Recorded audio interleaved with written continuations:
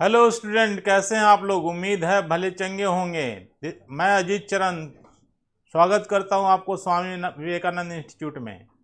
तो हम चर्चा कर रहे हैं इतिहास की, और इतिहास में चर्चा हो रही है सल्तनत की, दिल्ली सल्तनत की। तो दिल्ली सल्तनत में कुछ डायनेस्टी, कुछ राजवंश है, उसकी चर्चा हम करेंगे आज। तो आज दिल्ली सल्तनत की शुरुआत करते हैं। दिल्ली सल्तनत की शुरुआत यहाँ से होती है, लिख लेता हूँ, दिल्ली सल्तनत, है ना। दिल्ली, DLHI, दिल्ली सल्तनत, SULTANAT, सल्तनत।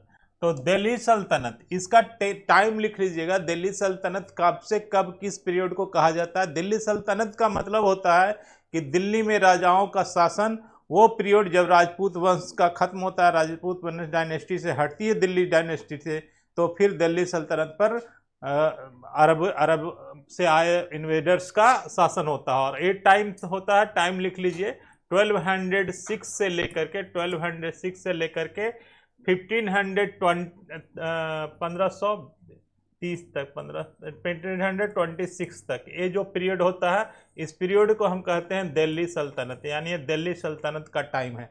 तो दिल्ली सल्तनत का टाइम पहले नोट कर लिए। दिल्ली सल्तनत में बहुत सारी डायनेस्टी हुई। क्या हुई? डायनेस्टी। क्या हुआ? Dynasty, NASTY, dynasty. तो डायनेस्टी हुई, इसमें 5 डायनेस्टी हुई। कितनी डायनेस्टी हुई? 5। यानी हम 5 डायनेस्टी की चर्चा करेंगे आज, ठीक है। तो इसमें हम 5 डायनेस्टी की चर्चा करेंगे। वो उसमें से एक डायनेस्टी यहाँ पर स्लेव डायनेस्टी, आप देख रहे हैं लिखा हुआ स्लेव डायनेस्टी। तो पहले उन सब डायनेस्टी का नाम लिख लीजिए एक एक से, कि क्या क्या हमें पढ़ना है। तो पहली पढ़ना है हमें, पहला डायनेस्टी जो हुआ उसको SLAVE, slave dynasty, DYNASTY, dynasty, इसको लिख लीजिए। हिंदी में इसको कहते हैं गुलाम वंश, गुलाम वंश, ठीक है। गुलाम वंश, एक गुलाम वंश था, है ना, स्लेव डायनेस्टी। इसका टाइम कब से कब तक ये डायनेस्टी चला, तो टाइम लिख लीजिए। 1206 में डायनेस्टी शुरू होती है और चलता है कितना, तो 1290 तक, ये टाइम लिख लीजिएगा, है ना। गुलाम वंश इसको कहते हैं, ठीक है। तो पहली डायनेस्टी शुरू होती है दिल्ली सल्तनत में, गुलाम डायनेस्टी, यानी कि गुलाम वंश, यानी स्लेव डायनेस्टी उसी को कहते हैं। ये इलवरी तुर्क, यानी तुर्किस्तान से आए इन्वेडर्स वगैरह थे जिनका शासन हुआ, है ना। इसमें कहानी ऐसा है कि ये तुर्क से जब आए थे तो मोहम्मद गोरी जो था वो इन्विजन किया था। वो 17 बार, कितनी बार मोहम्मद गोरी ने आक्रमण किया था भारत पर, तो नाम लिख लीजिए किसने आक्रमण किया था, तो मोहम्मद गोरी, GORI, मोहम्मद गोरी, ठीक है। तो मोहम्मद गोरी ने 17 बार इन्वेजन किया था। कितने बार? इंपॉर्टेंट है, 17 बार इन्वेजन किया था। इसके बाद तराइन, यानी आज का हरियाणा कह लें, तो हरियाणा में यानी तराइन में एक लड़ाई हुई थी, किसके? पृथ्वीराज चौहान और मोहम्मद गोरी से बीच में। तो यहाँ पर गुलाम वंश के स्थापना के पहले थोड़ा सा इंपॉर्टेंट पॉइंट की चर्चा कर लें। ये मोहम्मद गोरी और किससे लड़ाई हुई थी, तो पृथ्वीराज चौहान, P चौहान से, है ना। कब लड़ाई हुई थी, तो 1192 में, है ना। तो इसमें हार गया था कुछ, पृथ्वीराज चौहान हार गए थे। और पृथ्वीराज चौहान जब हार गए थे तो पृथ्वीराज चौहान की हत्या कर दिया मोहम्मद गोरी ने, और उसके बाद दिल्ली का सल्तनत, यानी दिल्ली पर कब्जा किसका हो गया, तो मोहम्मद गोरी का हो गया। तो मोहम्मद गोरी के साथ एक गुलाम उसका चलता था, जिसका नाम था, उस गुलाम का नाम लिख लीजिए, उस गुलाम का नाम था कुतुबुद्दीन ऐबक, यानी कुतुबुद्दीन ऐबक जो था ना, इसमें इसी स्लेब में लिख लिए, स्लेब डायनेस्टी में के ऐबक, मैं साथ में लिख देता हूँ, ऐबक, BAK, ऐबक, है ना। के ऐबक मतलब कुतुबुद्दीन ऐबक, यहाँ पर मैंने शॉर्ट में लिख दिया के ऐबक, यानी कुतुबुद्दीन ऐबक। कुतुबुद्दीन ऐबक कौन था, तो मोहम्मद गोरी का गुलाम था, मोहम्मद गोरी का खरीदा हुआ गुलाम था। उस जमाने में क्या होता था कि अरब से कल्चर इंडिया में भी, अरब में ही कल्चर था। इंसानों को खरीद फरोख्त भी किया जाता था, यानी बेचा जाता था, खरीदा जाता था, ठीक है। तो ऐसे ही वहां पर गुलाम खरीदे जाते थे, औरतें खरीदी जाती थी, बच्चे खरीदे जाते थे, सब खरीदे जाते थे। मार्केट लगता था, पूरा बाजार लगता था, उसमें लोग का सेल परचेज होता था। तो ऐसे ही कुछ कुतुबुद्दीन की कहानी है क्या, कि कुतुबुद्दीन ऐबक जिसकी मैं चर्चा कर रहा हूँ, एक अच्छे रॉयल परिवार से था, एक कहाँ का था, तो तुर्कमेनिस्तान का है। तुर्कमेनिस्तान सेंट्रल एशिया में पड़ता है। तो सेंट्रल एशिया के तुर्कमेनिस्तान का एक व्यक्ति था, और वहाँ पर क्या हुआ कि इसको प्रिजन बनाया है ना। प्रिजन कौन बनाया, तो अरबी कुछ लोग ने प्रिजन बनाया। प्रिजन में बना करके क्या किया, इसको ले करके आया, ले करके आया तो इसको क्या किया, बेच दिया। उसने जिसने प्रिजन बनाया था उसने बेच दिया, अरब में बेच दिया। फिर अरब में से किसी के यहाँ से इसने मोहम्मद गोरी ने इसको खरीदा था। तो मोहम्मद गोरी का कोई औलाद नहीं था, तो इसी को औलाद की तरह रखता था, और ये पूरा उसका गुलाम भी था, उसकी सारी काम करता था। तो पहला गुलाम जो था ना कुतुबुद्दीन ऐबक था। किसका, तो मोहम्मद गोरी का। इसका टाइम मैं लिखवा देता हूँ। ये टाइम था 1206 की टाइम बात की हो रही है। 1206 से लेकर के 1290 की बात हो रही है, जो इसने शासन स्थापित किया। किसने, तो गुलाम वंश के कौन, तो कुतुबुद्दीन ऐबक ने। तो कुतुबुद्दीन ऐबक की कहानी होती है कि जब वो जीत जाता है मोहम्मद गोरी दिल्ली, तो दिल्ली की सल्तनत इसके बागडोर में देके जाता है। किसके, तो कुतुबुद्दीन ऐबक के। तो कुतुबुद्दीन ऐबक क्या करता है कि दिल्ली की कमान संभालता है। ठीक है, तो इसका टाइम लिख लीजिए, लिखवा दिया मैंने इतना से इतना तक। तो ये इसकी कहानी है कुतुबुद्दीन ऐबक की। कुतुबुद्दीन ऐबक के बारे में और भी जानकारी ये हो सकती है कि ये कुतुबुद्दीन का ऐबक जब शासन किया, तो इसके शासन काल में एक और इसने भी एक गुलाम को खरीदा, है ना। एक गुलाम को खरीदा, दूसरा उसका गुलाम जो दूसरा गुलाम था, यानी कुतुबुद्दीन ऐबक का एक और गुलाम था। यानी यहाँ पर एक सेक्शन और इसका बना लें, जिसको कहते थे इल्तुतमिश। क्या नाम था, इल्तुत MISH, इल्तुतमिश। ठीक है, तो इल्तुतमिश क्या था, तो कुतुबुद्दीन ऐबक का गुलाम था, है ना। और ये क्या करता था, ये भी अपने मालिक का काम करता था, वफादार था, है ना। इल्तुतमिश में सारी क्षमता थी, हर तरह के सैनिक का कार्य जानता था, लड़ना जानता था। तो इस तरह से क्या हुआ कि कुतुबुद्दीन ऐबक ने उसको अपना गुलाम बनाया। ये बात आती है कब की, तो कुतुबुद्दीन ऐबक का जो टाइम है जब शासक बना कुतुबुद्दीन, तो 1206 में उसने शासन संभाली, यानी 1206 में कुतुबुद्दीन ऐबक शासक बना। ठीक है, शासक बनने के बाद मात्र 4 साल शासन किया। और कितने दिन तक रहा कुतुबुद्दीन ऐबक, तो 1210 तक रहा कुतुबुद्दीन ऐबक।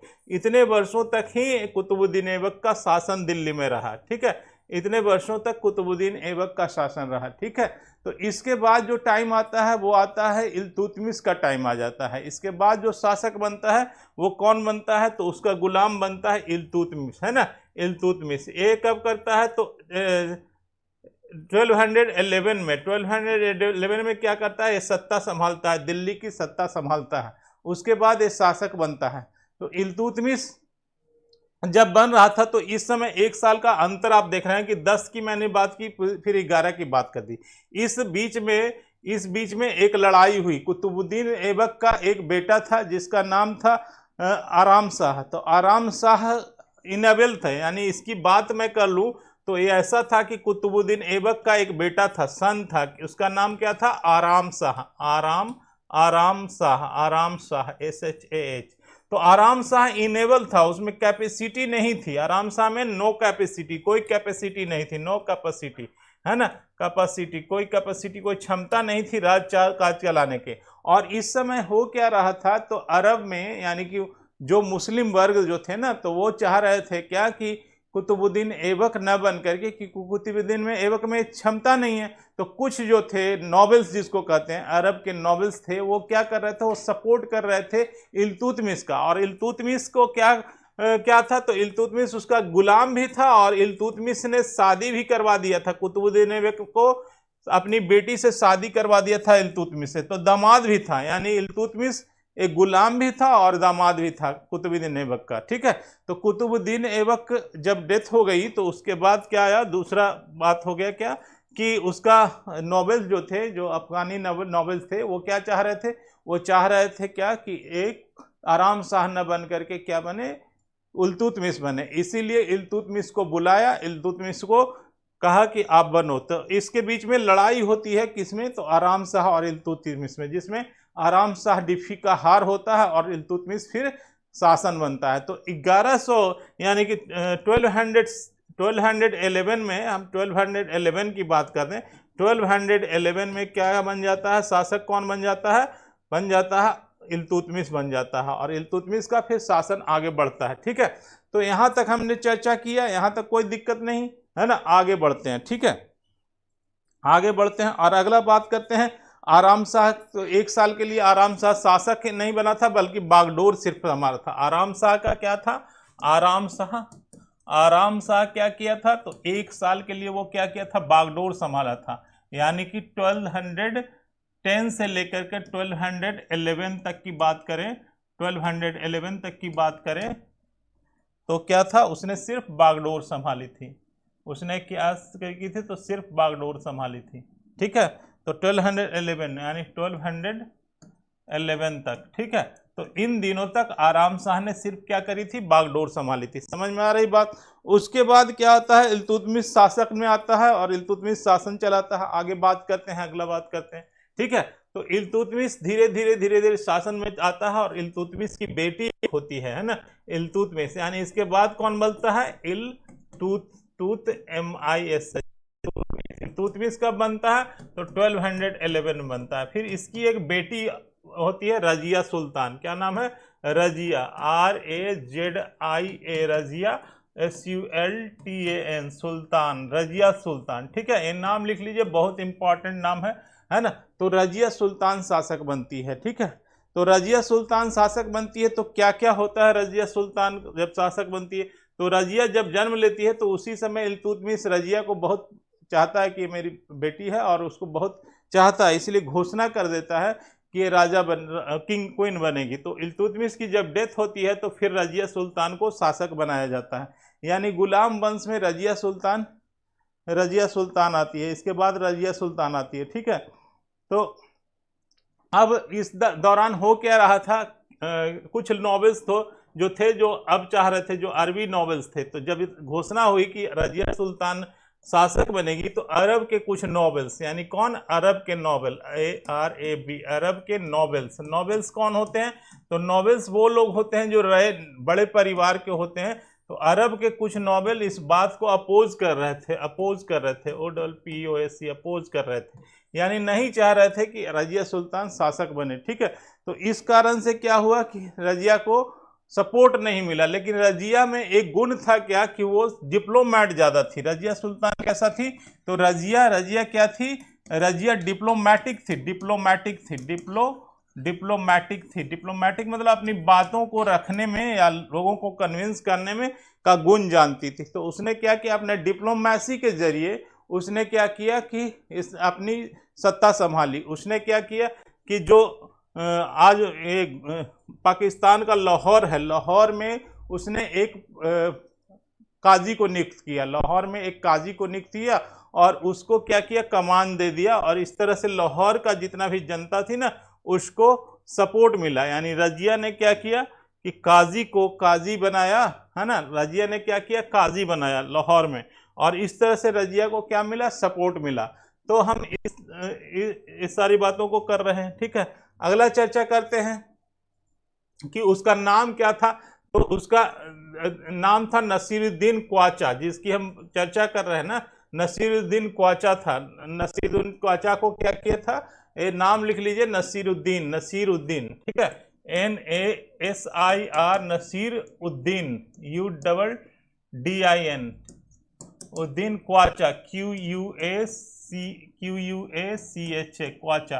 तो इसी को क्या किया कि लाहौर भेजी और लाहौर में क्या बना, है ना, उसको ये एडवाइजर बनाया, मतलब कि उसको क्या कहते हैं, प्रोविंसी का हेड, गवर्नर बनाया। ठीक है, तो इस तरह से इसका शासन चला, मतलब कि इसने अपना शासन कब्जा करने में, यानी कि शासक बनने में इसको सपोर्ट मिला और वो शासन कर चुकी है ना, शासन में आ गई, यानी कि रजिया आ गई शासन में। अगला बात होती है कि इस दौरान बहुत सारे कार्य भी किए जाते हैं। तो कुछ क्वेश्चन स्टूडेंट आएंगे कि क्या कि ये जो इल्तुतमिश था या फिर जो कुतुबुद्दीन ऐबक था, इस दौरान क्या क्या से काम किए। तो एक काम मैं बताता हूँ, पहले कुतुबुद्दीन ऐबक ने जो किया, क्योंकि ये तो राजनीतिक बातें हो रही है जितनी भी हो रही है, अब इसके वर्क क्या क्या हुए उसकी चर्चा कर लेते हैं। तो वर्क कुतुबुद्दीन ऐबक के द्वारा, जब कुतुबुद्दीन ऐबक को शासन दिया गया, यानी कि शासन किसने दिया, तो ये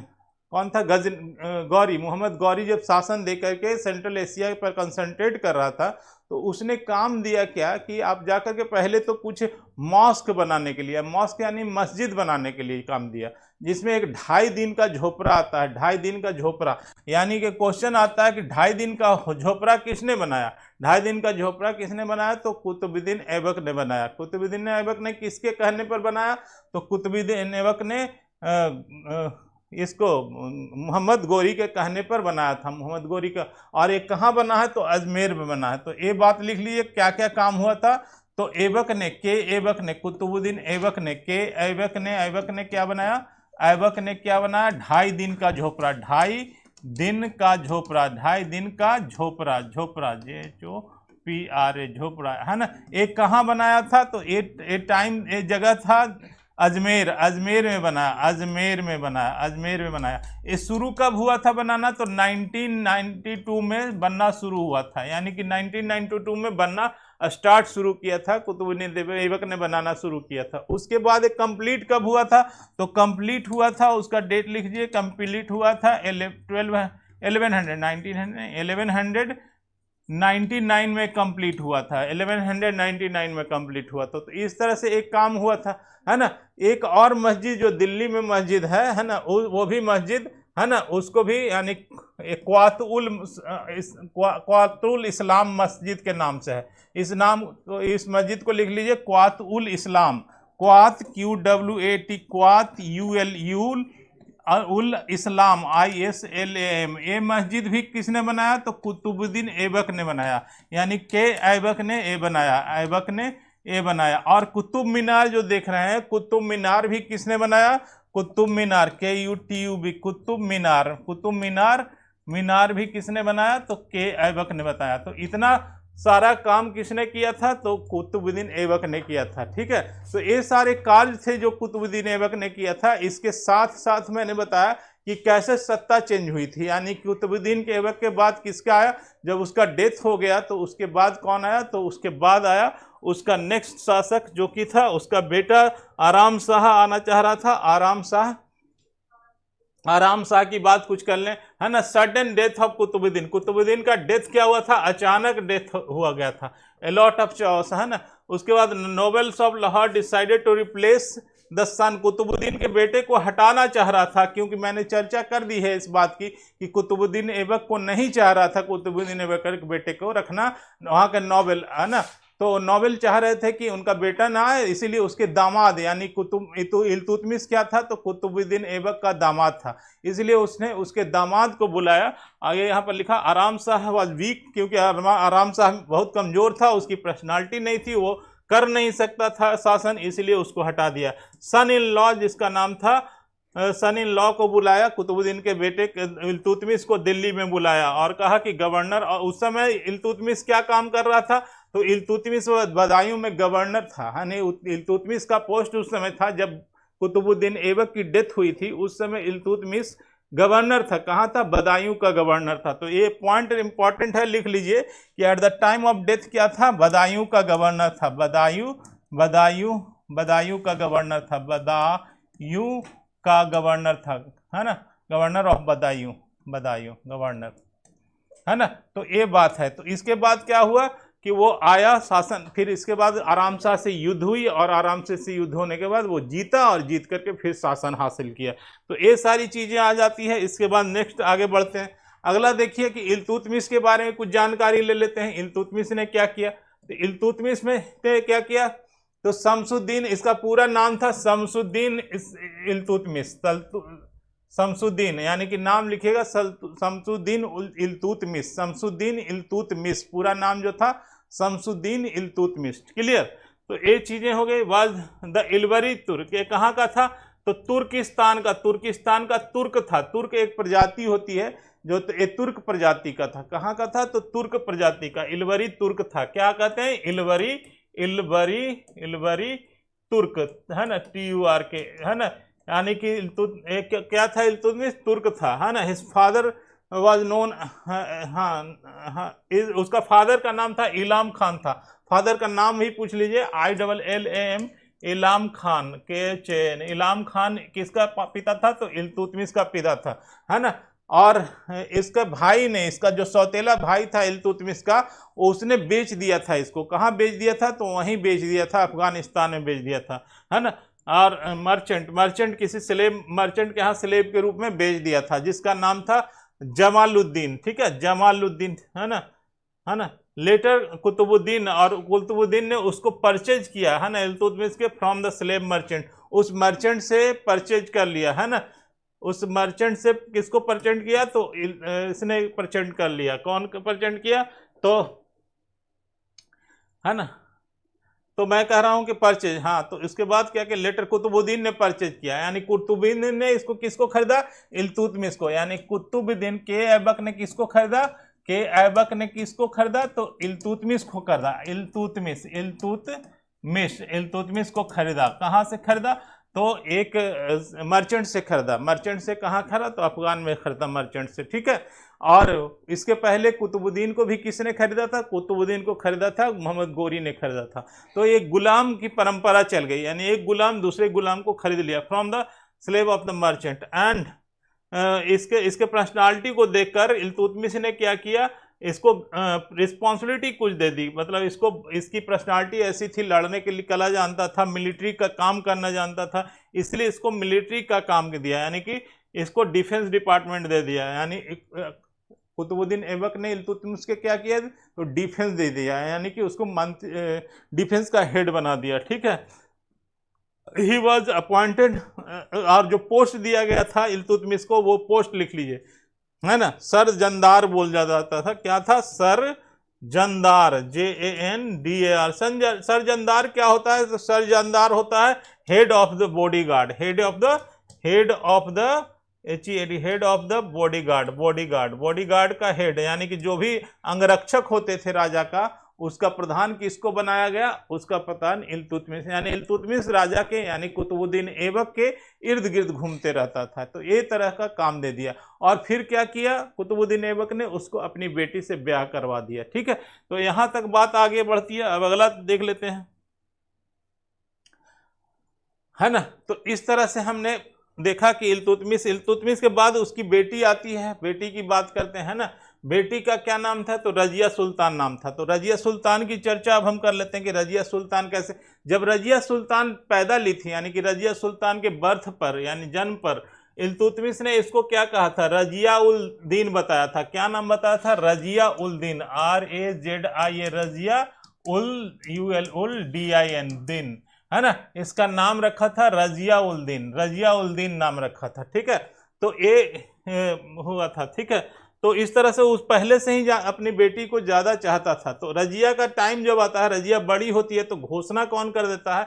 इल्तुतमिश घोषणा कर देता है कि रजिया क्या बनेगी? कि सुल्तान बनेगी, ठीक है। तो रजिया जैसे ही सुल्तान बनती है, उसका डेट लिख लीजिए। रजिया सुल्तान बनती है 1236 में। 1236 में दिल्ली सल्तनत पर कौन आती है? रजिया आती है, और मात्र 4 साल तक शासन करती है। 1240 तक ये शासन करती है।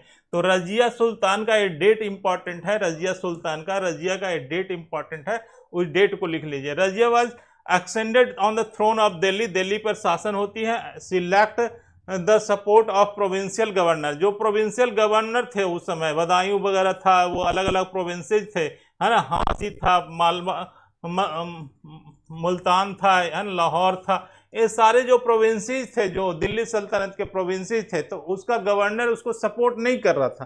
क्यों नहीं सपोर्ट कर रहा था? मैंने पहले ही चर्चा कर दिया। सपोर्ट इसलिए नहीं कर रहा था क्योंकि वो एक लड़की थी, और दूसरी बात की वो नहीं चाह रहा था कि रजिया सुल्तान बने, है ना, है ना, इसीलिए उस रजिया सुल्तान को नहीं चाह रहा थी। दैट द हाँ ना, वजीर ऑफ रुकुनद्दीन नाम है, नेम ऑफ निजाम मुल्क, और जुडिशियल टेक साइड ओवर। और इस तरह से रजिया का कुछ सपोर्टर भी मिला, क्योंकि डिप्लोमेसी इसकी अच्छी थी, इसलिए अपने डिप्लोमेसी से कुछ सपोर्टर लिया, है ना।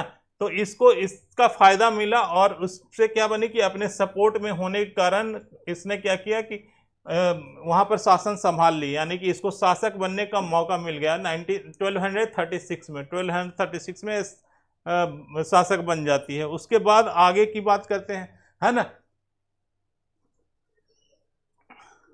अब आगे की चर्चा करते हैं कि रजिया का कारण क्या हुआ। रजिया के बाद कौन आता है, तो रजिया का जैसे ही शासन खत्म होता है तो उसके बाद आता है बहराम खान। बहराम खान के नाम लिख लीजिए, बहराम खान आता है। बहराम खान कौन है, तो यहाँ के जो नॉवेल, जितनी नॉवेल्स की हम चर्चा कर रहे थे कि जो नॉवेल्स थे जो अपोज कर रहे थे, उसने क्या किया, रजिया को डिथोन किया, यानी गद्दी से हटाया, और गद्दी से हटा करके किसको बनाया, तो बहराम खान को। ये नाम नोट कर लीजिए कि 1245 में क्या बना कि बहराम खान बना, बहराम खान को बनाया। इसके पहले भी एक दो शासक आए थे, उसकी चर्चा हम कर देते हैं, है ना। बहराम खान के पहले भी दो शासक आए थे छोटे छोटे।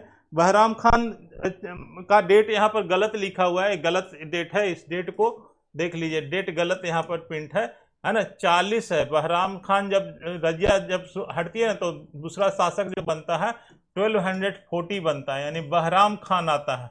बहराम खान 40 में आता है। 40 से कितने दिनों तक बहराम खान रहता है, तो 4 साल और बहराम खान रहता है, यानी 2 साल, 2 साल और 2 साल एक और रहता है, यानी 2 साल, यानी 40 से, यानी 1240 से 1242 तक रखिए कि इस टाइम में क्या होता है, बहराम खान आता है। बहराम खान, है ना, KHAN, है ना।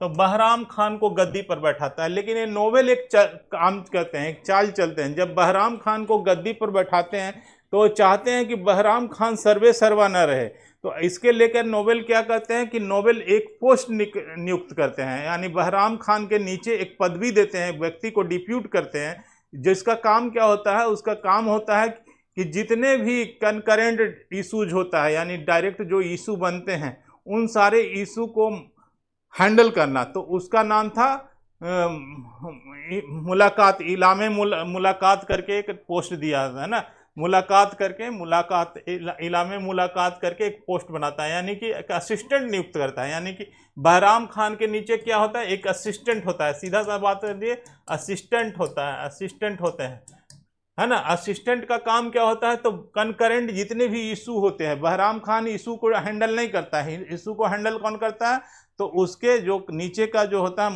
मामलाकात, जो होता है ना, मामलाकात उसको बोलते हैं, यानी असिस्टेंट जो होता है, मामलाकात जो होता है वो देखता है। तो मामलाकात के सामने सारी इशू जो होते हैं, और मामलाकात ही सारे इशू सॉल्व करते हैं। और मामलाकात क्या करता था कि इसको इशू तो सॉल्व करता था, लेकिन क्या करता था कि जब कोई ऐसा इशू होता था जहां पर राजा को बोलने के लिए दिया जाता था, और राजा उस समय राजा को इन्फॉर्मेशन नहीं होती थी, तो इसलिए वो क्या करता था, बहराम खान चुप हो जाता था। तो ऐसे में इमेज क्या गया कि जो बहराम खान है उसमें एबिलिटी नहीं है, यानी जनता के सामने क्या गया कि वो एबल किंग नहीं है। तो इसके बाद क्या टाइम होता है कि इसको हटा दिया जाता है, यानी इसकी पॉलिसी चल नहीं पाती है, ठीक है। तो Bahram Khan made sultan of Delhi, Delhi का सुल्तान बनाता है। तो इस नोवेल यहाँ पर आफ्टर डिफीटिंग रजिया को हराने के बाद the period make the puppet, इस तरह से एक पपेट की तरह बहराम खान को यूज करता है। And the hand of the Bahram Shah created post of नैब, और जो मैं नैब मुलाकात, जिसकी पोस्ट में की चर्चा कर रही थी, उसको नाम था नैब, NAIB, नैब ए मुलाकात, नैब ए मुलाकात ये पोस्ट था जो कि बहराम खान के नीचे मिलता है ना। बहराम खान के जो ए पोस्ट पर था उस व्यक्ति का नाम अतिगिनी था, नाम लिख लीजिए इतिहास में, अतिगिनी, ATIGINI, अतिगिनी नाम था, ठीक है, अतिगिनी नाम था, है ना। Now he joined the various, तो सुल्तान, यानी सुल्तान की तरह वो सारा काम करता था, लेकिन सुल्तान कुछ बोल नहीं पाता था, यानी बहराम खान कुछ भी नहीं बोलना था, साइलेंट हो जाता था, इसलिए इसको क्या समझा गया, वीक समझा गया। और नायब सारा काम करता था, इसलिए नायब को समझा गया। तो इसके बाद आता है मसूद, आता है नसीरुद्दीन मसूद आता है। इसके बाद क्या आता है, दूसरा शासक जो बनता है, जो कि दूसरा, ये भी अंडर द हैंड ऑफ किसके रहता है, सब नोबेल के हैंड में रहता है। तो दूसरा इसके बाद जो आता है, यानी कि हम बात कर रहे हैं 1244 की बात कर रहे हैं, 1244 में क्या आता है, तो मसूद आता है। दूसरा आता है नसीरुद्दीन मसूद, नसीरुद्दीन महमूद, मसूद नहीं Mahmood, Naseeruddin Mahmood, Naseer Uddin UDDIN Uddin Mahmood, MAH MOOD, Mahmood, है ना। तो नसीरुद्दीन महमूद, इसके बाद नसीरुद्दीन महमूद क्या आता है, दिल्ली सल्तनत पर बैठता है। इसका टाइम लिख लीजिए 1100, है ना, इसका टाइम लिख लीजिए 1200 कब की बात करें, 1244 की, 42 to 44 की बात करें, यानी 1242 से लेकर के 1244 तक कौन आता है, तो ये शासक आता है, यानी नसीरुद्दीन आता है, नसीरुद्दीन आता है। तो नसीरुद्दीन जब संभालता है, तो नसीरुद्दीन जब शासक बनता है तो उसको कंट्रोलिंग पावर उसमें नहीं होता है, वो कंट्रोल नहीं कर पाता है, वो ऐशो आराम की ज़िंदगी में गुम हो जाता है, इसलिए वो भी एक सक्सेसफुल शासक नहीं होता है। तो इस तरह से देखें तो पूरा सल्तनत पीरियड जो होता है इस समय लड़खड़ाने लगता है, पूरा सल्तनत का जो गुलाम डायनेस्टी होता है वो क्या क्या होता है, लड़खड़ाने हो लगता है, यानी टूटने लगता है, लड़खड़ाने लगता है।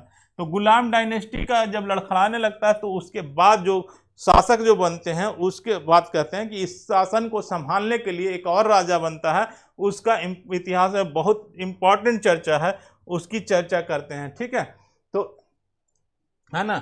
तो अब इसकी चर्चा करते हैं, उस शासक की चर्चा करते हैं जो इम्पॉर्टेंट है। नसीरुद्दीन महमूद की मैंने, Nasiruddin Mahmud was grandson of, है ना, ये एक सुल्तान का था। अच्छा, इसकी चर्चा हमने कर दी है। नेक्स्ट अगला बात करते हैं गयासुद्दीन बलबन। अब इसकी चर्चा करते हैं। गयासुद्दीन, यही आता है गयासुद्दीन बलबन, यानी बलबन के नाम से, बलबन के नाम से चर्चा है, बलबन, बलबन के नाम से इसको जानते हैं, बलबन के नाम से, बलबन के नाम से ये चर्चित है, ठीक है।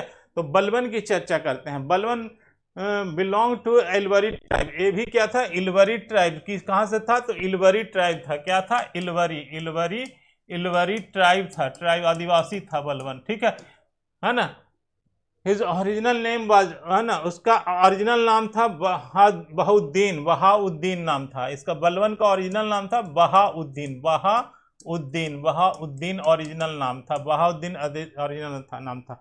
ये मंगोल प्रजाति का था, जो कि वहीं का था, मंगोल प्रजाति का था, ना, मंगोल था, है ना, Mongol. They sold to the Jalaluddin, है ना, जलालुद्दीन के हाथों इसको बेच दिया था, ठीक।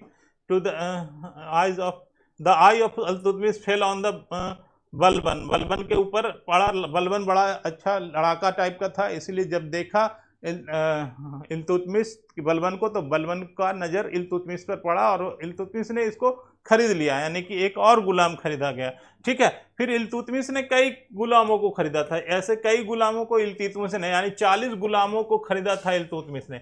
इल्तुतमिश ने पूरे अपने काल में, यानी गुलाम पीरियड में 40 गुलामों को खरीदा था। इन 40 गुलामों को उसने क्या किया था, बहुत बड़ा अथॉरिटी दिया था। क्या अथॉरिटी दिया था, तो इन 40 गुलामों का पूरा ग्रुप बनाया था और उन गुलामों को क्या दिया था, तो एडमिनिस्ट्रेशन में पार्टिसिपेट होने का मौका दिया था, यानी जितने भी गुलाम खरीदता था ना उसको इम्पोर्टेंस देता था। और इसने क्या किया था, administration, law and order, administration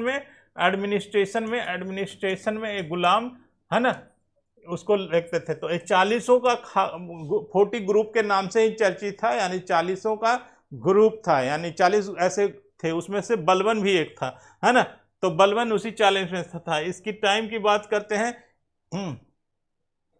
है ना। तो बलबन क्या होता है, तो इसके बाद बलबन का आता है। तो बलबन का टाइम लिख लीजिए, बलबन कब आता है, तो बलबन का टाइम होता है 66 में आता है, 1260। डेट कहीं कहीं गलत दिए हुए रहते हैं, डेट को आप देखिएगा ना कब आता है, तो 66 में आता है। कब आता है, तो 1266 में आता है, 1266 में बलबन आता है, ठीक है। तो बलबन 1266 में आता है और इसकी परचेज किया गया था कब, तो 32 में ही परचेज किया गया था। इसको परचेज किया था 1236 में। परचेज कब हुआ था, यानी इसको परचेज कब किया था, परचेज क्या किया था, है ना, परचेज किया था 32 में, यानी कि बड़ा हो जाता उस तक, ठीक है। उसके बाद ये 40 के स्लेब में जो कि ग्रुप होती है उसमें ऐसा आता है ना। तो ये 40 जो ग्रुप बने थे, अलग अलग पोस्ट उसको दिया जाता था, कोई किसी को कमांडिंग बनाता था, किसी को बॉडीगार्ड बनाता था, ऐसे काम होता था। तो बलबन का बहुत सारा रिफॉर्म होता है, बलबन बहुत सारा काम करता है। सबसे बड़ा चीज़ तो कि वो आर्मी को सुधारता है। आर्मी में क्या करता है कि आर्मी उस समय जो स्लेव डायनेस्टी की थी वो ऑर्गेनाइज नहीं थी, तो वो आर्मी को सुधारता, आर्मी को मजबूत बनाता है ना, ये सारे काम करता है। और इस तरह से वो धीरे धीरे क्या होता है, बलबन बहुत सारा सिस्टम जो फेल हो रहा था उसको वो अपने कब्जे में लेता है और एक अच्छा शासक के रूप में सामने आता है बलबन। ठीक है, इस तरह से बलबन का जो टाइम आता है, यानी बलबन की बात करें तो बलबन का शासन जो चलता है 66 से लेकर के 87 तक, यानी ये डेट इंपॉर्टेंट कर लीजिए कि बलबन बहुत सारा काम करता है और इस कामों में उसका जो डेट आता है 1266 में वो गद्दी पर आता है और वहां से लेकर के 1287 तक बलबन शासन करता है। इतने दिनों तक बलबन का शासन रहता है, जिसमें बहुत सारा ड्यूरिंग अपने टाइम में वो बहुत सारा 40, यानी कि जो स्लेब है ना, स्लेब को ज़्यादा उठाता है, स्लेब को उठाता है, स्लेब को की स्थिति ठीक करता है ना। तो इस तरह से उसका एक अच्छा शासन काल रहता है। लेकिन उसके कारण क्या होता है, फिर उसके बाद एक फॉल होता है, एक नया शासक आता है, 3 साल के लिए एक नया शासक आता है जिसका नाम है कैकुबद। कैकुबद इसके बाद आता है, इसके बाद कैकुबद आता है, यानी बलबन के बाद लास्ट जो डायनेस्टी में जो लास्ट शासक आता है, लास्ट शासक की बात कर लें, यानी कि इसमें स्लेव डायनेस्टी में अगर लास्ट शासक की बात कर लें, अंतिम शासक की, तो वो कौन था? कैकुबद था, कैकुबद था। लास्ट शासक की बात कर लें तो कैकुबद था, है ना। इसमें चर्चा की हो गई होगी कैकुबद की, नहीं तो कैकुबद की लिख लीजिए, कैकुबद, KAIKBAD, कैकुबद, है ना। कैकुबद का जो टाइम होता है वो होता है 1287 से लेकर के 1290 तक, 1290 तक। इसी टाइम में क्या होता है कि ये पूरा जो गुलाम डायनेस्टी है वो कमजोर पड़ जाता है, यानी इसके शासनकाल में वीक हो जाता है, वीक हो जाता है गुलाम डायनेस्टी। और इसी कारण से क्या होता है कि वहाँ के जो नायब जो होते हैं, जो नोबेल जो होते हैं, नोबेल क्या करता है कि एक नई सत्ता की शुरुआत करता है और उसमें फिर नई आती है खिलजी डायनेस्टी आती है, जिसमें जलालुद्दीन खिलजी के हाथ में सत्ता जाती है। तो यहाँ तक हमने चर्चा कर दी कि ये क्या क्या डायनेस्टी था, कैसे चला था, यानी गुलाम डायनेस्टी में क्या क्या हुआ था। अब गुलाम डायनेस्टी के बाद हम अगली चर्चा करेंगे हम खिलजी डायनेस्टी की, उसके बाद तुगलक डायनेस्टी की, उसके बाद सैयद डायनेस्टी की, तब लोदी डायनेस्टी की। तो इतने सारे डायनेस्टी रहे थे। एक बार हम डायनेस्टी के बारे में फिर से चर्चा कर देते हैं कि कौन कौन सी डायनेस्टी है दिल्ली सल्तनत में। तो दिल्ली सल्तनत में, दिल्ली सल्तनत में हमको पढ़ना क्या क्या है, तो पहला पढ़ना है, पहली डायनेस्टी का नाम है स्लेव डायनेस्टी, SLAV,